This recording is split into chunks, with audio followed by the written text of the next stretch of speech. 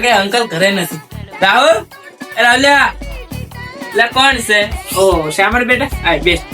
રાહુલ બજાર જો આવે એટલે ઘર બેસતો. ઓ વધુ નહીં અંકલ, કેટલી વાર લાગશે?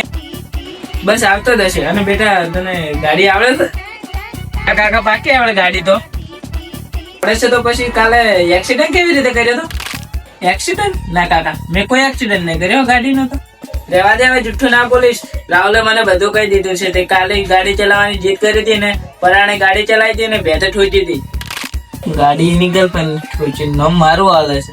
ના ના અંકલ, એ સામે વાળાની ભૂલ હતી, મારી ભૂલ નથી. એટલે બેટા રાહુલ ના ગળે મેં હમણાં પેલા જોયું તું લવ બીટ બટ ડાબલા પડે ને એને શું કહેવાય? હા, લવ બાઈક કહેવાય એને. કાકા લવ બાઈક સાવ આવું કરવાનું યાર, આબરૂ ના ધજાગરા કરી નાખ્યા. લાગે અંકલ ને હવે બધી ખબર પડી છે કે રાહુલ ને ગર્લફ્રેન્ડ છે. તો હવે અંકલ તારે બધી ખબર તો પડી ગઈ, તો બધું હવે એક્સેપ્ટ કરી લો ને. ખરેખર તારાથી ઉમ્મીદ નથી મને આવી, અને આ બધું તારા ઘરે તો ખબર છે ને? મારાથી ઉમ્મીદ? અને 1 મિનિટ અંકલ, શું છે એની નહીં ખબર મારા ઘરે? રાહુલ ના ઘરે પેલું લવ બાઈટ જોયું તો પૂછ્યું એને, તો એને બધું કહી દીધું કે આ બધી તારી કરાર જ છે. અરે છી, મને તો શરમ આવે છે કે તું છોકરું થઈને આવું બધું કરે. This is the end.